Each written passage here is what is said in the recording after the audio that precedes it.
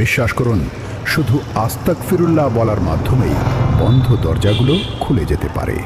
রিজিক, সন্তান, ইজ্জত সব কিছুই আবার ফিরে আসতে পারে। কিন্তু শর্ত শুধু একটাই, এই ঘটনাটি শেষ পর্যন্ত মন দিয়ে শুনতে হবে। এটা কোনো স্বপ্ন নয়, কোনো কল্পকাহিনী নয়।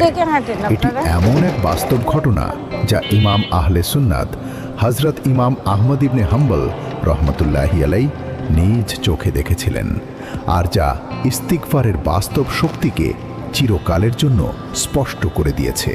একবার ইমাম আহমদ ইবনে হাম্বল রহমতুল্লাহি আলাই সফরে বের হয়েছিলেন। রাত হয়ে গেলে তিনি একটি মসজিদে অবস্থান করতে চাইলেন, কিন্তু মসজিদের খাদেম তাকে থাকতে দিতে অস্বীকার করল। তখন ইমাম আহমদ রহমতুল্লাহি আলাই মসজিদের বাইরে শুয়ে পড়লেন। এ সময় এক রুটি বানানো নানবাই রুটিওয়ালা এই দৃশ্যটি দেখল।